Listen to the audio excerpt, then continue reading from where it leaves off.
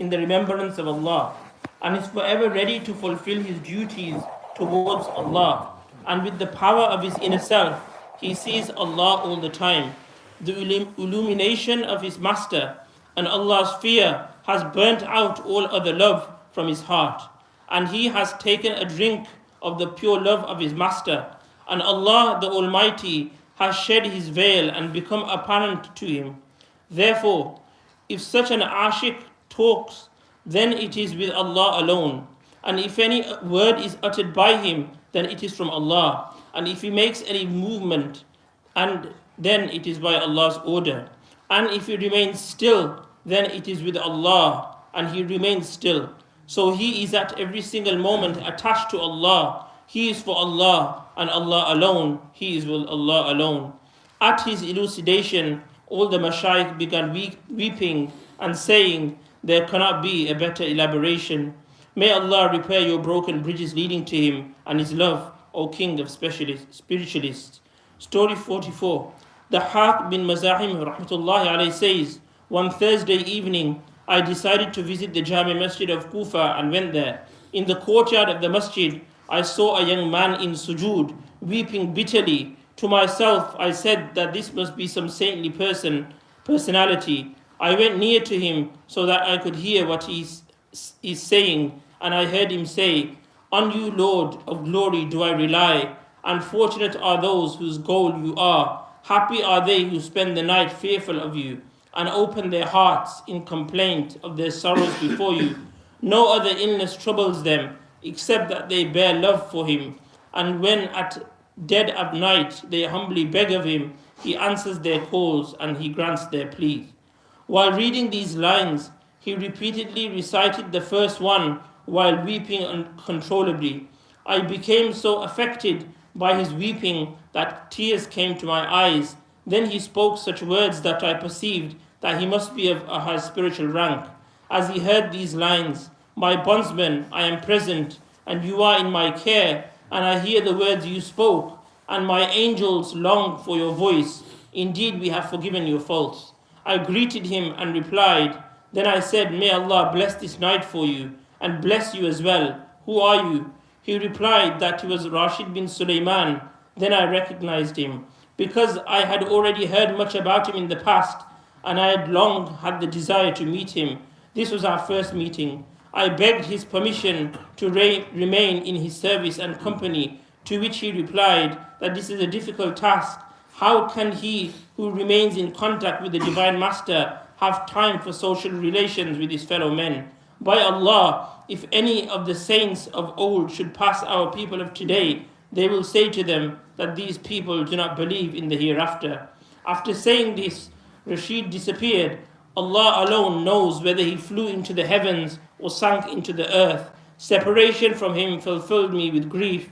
I then begged of Allah to grant me another meeting with him before my death. It so happened that I once went for Hajj, and there I saw him once more, sitting in the shade of the wall of the Kaaba. A huge crowd had gathered around him, reciting Surah An'am to him. When he saw me, he smiled. He came towards me and embraced me. He said, did you beseech Allah to cause us to meet once more before your death? I replied, yes, respected sir, I did. He said, Alhamdulillah ala dhalik, praise to Allah. I said, may Allah be gracious to you. Tell me, what did you see on that night when we last met? At this he uttered a frightful cry, which made me realize that his heart's parda had been torn aside. He fell down unconscious, and all those around him hurriedly disappeared. When he regained consciousness, he said, brother, do you not know that the lovers of Allah have a great fear of exposing his secrets? I asked, who were these people sitting around you and reciting the Quran? He replied, they were jinns. Because of a long-standing relationship with them, I honor and respect them. They come with me for Hajj annually and always recite the Quran Kareem for me. Then he bid me farewell with these words, that may Allah cause us to meet again in Jannah, where there shall be no separation, no hardship, and no sorrow. Thereafter he again disappeared, and I never saw him again. Story number 45. It is related there was once one of the saints of the Haram who continuously remained in spiritual contact with Allah. He used to fast daily and every day someone brought him 2 pieces of bread with which to break his fast. One day a thought came to him that how is it that you depend on this man for your rizq? How do you forget the sustainer of all the world? When the benefactor came with the bread that night, he sent him back with the bread. The men left, and for the next 3 days he could not find anything to eat. That night he earnestly prayed to Allah for help, and in a dream he saw himself standing before the Lord. Allah said to him, "Why did you return the bread which I used to send to you at the hands of one of my servants?" He replied, "Lord, I thought that in accepting from him I was depending other than you for sustenance." Allah said, "But who was it that sent him to you?" He replied, "You did, Allah." Allah then asked, "In that case, take that bread and refuse it not." After this, he again saw the benefactor standing in the same position before Allah. Allah asked him, "My bondsman, why did you stop giving bread to my servant?" He answered, "My Lord and Master, you know everything." Allah asked, "To whom then did you give the bread?" He answered, "I used to give it to you." Allah said, "Henceforth continue to give the bread as before, and you shall receive paradise as your reward." Story number 46. Ahmad bin Abi al-Hawari rahmatullahi alayhi says, once I accompanied Abu Sulaiman Darani rahmatullahi alayhi on the way to Mecca. It so happened that my water skin bag fell and was lost. I told Abu Sulaiman, who prayed thus, "O thou who returns the lost goats, return ours too." It was not long after this that the man called out, "That whose water skin bag is this?" And when I investigated, I found that it was ours. Abu Sulaiman rahmatullahi alayhi turned to me and said, "O Ahmed, did you think Allah would leave us in this desert without water? We had not gone very far when it suddenly started getting very cold. We put on our coats. We saw a man dressed in 2 very old coverings, yet he was sweating. Abu Sulaiman rahmatullahi alayhi said to him, that shall we give you some of our winter clothing to protect you from the cold? He replied, heat and cold are both created by Allah. If He so wishes, they will affect me, and if He so desires, they shall pass me by. For 30 years I have been roaming in this desert. Neither did I ever tremble from cold, nor did I ever sweat from heat. He covers me with the warmth of His love during winter, and in summer He covers me with the coolness of His love. O Darani, is it that you forsake the path of abstinence and depend on clothes, that the clothes now hamper you? Do you cry and wail when heat overtakes you, and look for comfort in fans? Abu Sulaiman then said, nobody else ever made me aware of my shortcomings spiritually as this man did. May Allah subhanahu wa ta'ala give us the love for him and the qurb for him, just like He did for these pious predecessors. Subhanallah bihamdihi, subhanallah, ashhadu an la ilaha illa anta, astaghfirullah.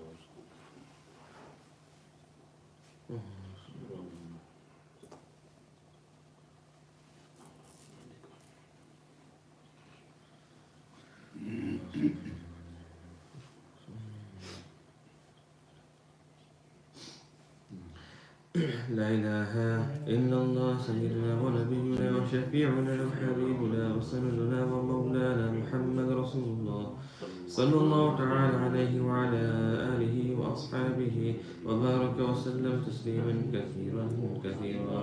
لا إله إلا الله، لا إله إلا الله، لا إله إلا الله،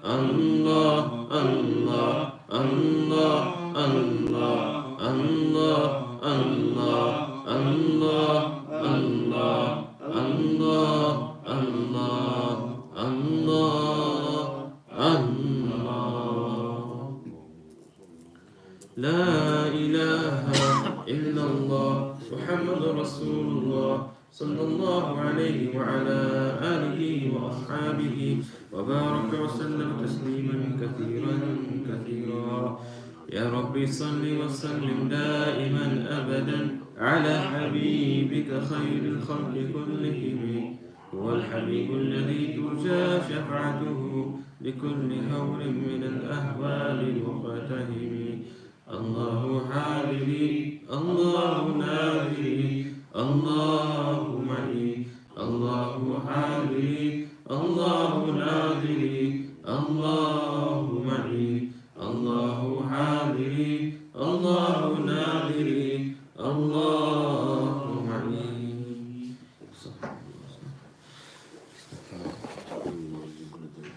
سبحانك اللهم وبحمدك نشهد ان لا اله الا انت نستغفرك ونتوب اليك. اللهم لك الحمد والشكر. اللهم لا نحصي ثناء عليك انك ما اثنيت على نفسك. اللهم صل على سيدنا النبي وعلى اله واصحابه وسلم تسليما. ربنا آتنا في الدنيا حسنة وفي الآخرة حسنة وقنا عذاب النار. رب اغفر وارحم وأنت خير الراحمين. اللهم افتح أخفال قلوبنا بالذكر وأتمم علينا بنعمتك وأسبغ علينا من فضلك واجعلنا من عبادك الصالحين واجعلنا من عبادك الذاكرين الشاكرين الصابرين واجعلنا من أوليائك المخلصين المنتخبين الغر المحجلين. اللهم اجعلنا نعظم شكرك ونكثر ذكرك ونتبع نصيحتك ونحفظ وصيتك. اللهم اجعل وساوس قلوبنا خشيتك وذكرك واجعل هممنا وأهواءنا فيما تحب وترضى يا رب العالمين. اللهم ربنا اجعل كل واحد منا لك ذكارا لك شكارا لك رهابا لك مطواعا لك مخبتا إليك أوها منيبا. ربنا تقبل توبتنا واغسل حوبتنا واجب دعوتنا وثبت حجتنا وسدد ألسنتنا واهد قلوبنا واسلل سخيمة صدورنا يا رب العالمين. اللهم لا تؤمنا مكرك ولا تنسنا ذكرك ولا تهتك عنا سترك ولا تجعلنا من الغافلين ولا تجعلنا من الغافلين ولا تجعلنا من الغافلين يا أرحم الراحمين. حضرت فضل و کرم سے ہم سب کی مغفرت فرما دیجیے. ہمارے اگلے پچھلے صغیرہ کبیرہ قدیم جدید تمام گناہوں کی بخشش فرما دیجیے. آئندہ قسم کے گناہوں سے حفاظت فرمائیے. پوری امت کی مغفرت فرما دیجیے. پوری امت کی پوری بخشش فرما دیجیے. پوری امت کے حال پر رحم فرما دیجیے. امت کی صلاح فرما دیجیے. امت کو راہ راست پر لے آئیے. صراط مستقیم پر استقامت عطا فرمائیے. تقوی اور پرہیزگاری نصیب فرمائیے. 5 وقت کی نماز کا اہتمام نصیب فرمائیے. آپ کا حق پہچاننے اور ادا کرنے کی توفیق عطا فرمائیے. آپ کے سامنے سر جھکانے کی توفیق عطا فرمائیے. یا اللہ حقوق اللہ اور حقوق العباد کا اہتمام نصیب فرمائیے. یا اللہ فکر آخرت عطا فرمائیے. ذکر فکر صبر شکر رضا تسلیم توکل والی زندگی نصیب فرمائیے. یا اللہ اخلاق حسنہ فاضلہ سے آراستہ پیراستہ مزین فرمائیے. اخلاق رذیلہ سیئہ سے نجات عطا فرمائیے. تکبر سے حسد سے ریاکاری اور مکاری سے فخر اور دکھاوا سے یا اللہ شو آف سے حب جاہ حب مال حب دنیا حرص اور لالچ اور یا اللہ بزدلی سے حفاظت فرمائیے. کنجوسی سے بچائیے. یا اللہ ہر طرح کی بری عادتوں سے نجات عطا فرمائیے. نفس اور شیطان کے شر سے بچائیے. گناہوں سے بچائیے. چھوٹے گناہوں سے بھی بچائیے. بڑے گناہوں سے بھی بچائیے. ہماری اولاد کی حفاظت فرمائیے، ہمارے نسلوں کے دین اور ایمان کی حفاظت فرمائیے، یا اللہ ماحول کے برے اثرات سے ان کو بچائیے، سوشل میڈیا کے فتنوں سے بچائیے، ٹیلی ویژن سے بچائیے، مووی اور فلم سے بچائیے، اور ہر قسم کی بری عادتوں سے بچائیے، یا اللہ زنا، شراب، لواطر، ڈرگز کا ماحول ختم فرمائیے، توبہ کرنے کی توفیق عطا فرمائیے، توبہ پر استقامت بھی عطا فرمائیے، گیمبلنگ اور جوا کا ماحول ختم فرمائیے، انٹرسٹ اور سودی لین دین کا ماحول ختم فرمائیے، یا اللہ چیٹنگ اور فراڈ اور اسکیم کرنے والا ماحول ختم فرمائیے، حق حلال والی برکت والی کمائی نصیب فرمائیے، مسلمانوں کی ضرورتوں کو خزانے غیب سے پورا فرمائیے، اللہ ہر مومن مسلم کے جان، مال، عزت، آبرو، اولاد، دین، ایمان میں برکت عطا فرمائیے، یا اللہ جہاں جہاں مسلمان پریشان ہیں ان کی پریشانیاں ختم فرمائیے، فلسطین میں بیچارے مارے مارے پھر رہے ہیں، یا اللہ بار بار شہر بدل کیے جا رہے ہیں، ایک جگہ سے دوسری جگہ، تیسری جگہ، یا اللہ 8ویں 10ویں جگہ بیچاروں کو یا اللہ ہٹایا جا رہا ہے، یا اللہ ان بیچارے غریبوں پر رحم فرمائیے، مزدوروں پر رحم فرمائیے، بیوہ عورتوں پر رحم فرمائیے، چھوٹے چھوٹے معصوم بچوں پر رحم فرمائیے، بوڑھوں اور کمزوروں پر رحم فرمائیے، یا اللہ فلسطین کی حفاظت فرمائیے، مسجد اقصیٰ کی حفاظت فرمائیے، غزہ اور رفح کے مسلمانوں کی حفاظت فرمائیے، بیچاروں پر جو قیامت ٹوٹ پڑی ہے اس سے ان کو جلدی نجات عطا فرمائیے، یا اللہ ساری دنیا کے دشمن ٹل گئے ہیں، سب اکٹھے ہوئے ان کے خلاف، یا اللہ آپ کے سوا کوئی نہیں ہے ان کا، آپ ان کی غیب سے مدد و نصرت فرمائیے، حفاظت و حمایت فرمائیے، ان کے قلوب پر صبر اور سکینہ نازل فرمائیے، ان کی قربانی قبول فرمائیے، ان کی مدد نصرت حفاظت فرمائیے، یا اللہ شہیدوں کی مغفرت کر کے درجات بلند فرمائیے، زخمیوں کے لیے علاج معالجہ کے اسباب نصیب فرمائیے، بھوکوں اور پیاسوں کو دانہ اور پانی نصیب فرمائیے، یا اللہ پوری امت کے حالات کو درست فرمائیے، شام کے مسلمانوں پر رحم فرمائیے، بیچاروں پر جو قیامت ٹوٹ پڑے ان کو بھی نجات عطا فرمائیے، شامی جو ہے جگہ جگہ بیچارے شہر بدل ہو کے مارے مارے پھر رہے ہیں، یا اللہ ترکی میں ان پہ مظالم ہو رہے ہیں، یا اللہ بیچارے اہل شام پر رحم فرمائیے، یا اللہ اہل شام پر رحم فرمائیے، آپ کے نبی نے جو کہا تھا شام پر فرشتے پر بچھائے رہتے ہیں، وہاں ابدال رہتے ہیں، یا اللہ ان فرشتوں کی برکت سے، ان ابدال کی برکت سے اہل شام کے لیے بھی ساری مصیبتوں کو دور فرمائیے، آسانیاں فرمائیے، اہل یمن کے لیے بھی آسانیاں فرمائیے، اہل یمن کے لیے ہمارے نبی نے برکت کی دعا مانگی تھی، ہم بھی وہی دعا مانگتے ہیں، اللہم بارک لنا فی شامنا وبارک لنا فی یمننا،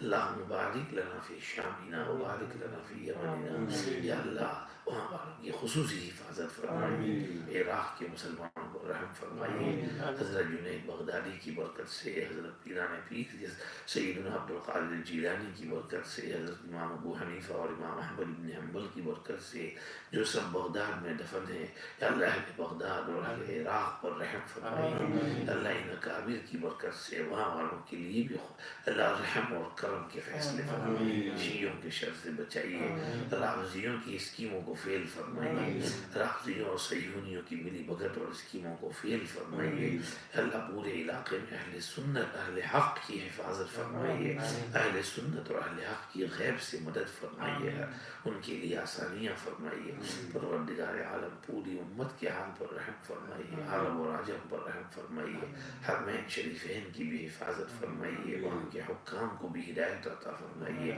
اور عوام کو بھی ہدایت عطا فرمائیے، پورے عربستان میں ہدایت کو عام فرمائیے، یا اللہ عرب اور عجم پر رحم فرمائیے، ہمارے ہندو پاک افغان برما بنگال روہنگیا ویگر چائنا کشمیر افریقہ امریکہ فار ایسٹ مڈل ایسٹ جہاں جہاں مسلمان آباد ہیں، سوڈان نائجیریا، اللہ ہر جگہ بیچارے مسلمانوں پر رحم فرمائیے، سول وار سے حفاظت فرمائیے، آپس میں قلوب میں جوڑ اور الفت اور محبت عطا فرمائیے، اللہ امت کے حق میں خیر کے فیصلے فرمائیے، پروردگار عالم ہمارے یہاں بھی الیکشن ہو رہے ہیں، یا اللہ الیکشن میں بھی خیر کے فیصلے فرمائیے، مسلمانوں کے لیے بھی اور غیر مسلموں کے لیے بھی خیر کے فیصلے فرمائیے، ملک کے بقا اور سالمیت کی حفاظت فرمائیے، NHS کی حفاظت فرمائیے، معیشت اور اکنامی کی حفاظت فرمائیے، عدل اور انصاف والے حاکم نصیب فرمائیے، ظلم کرنے والے گریڈی حاکموں سے نجات عطا فرمائیے، پروردگار عالم اور بھی جو ہماری ضرورتیں ہیں انفرادی اجتماعی قومی اور ملی ان کو پورا فرمائیے.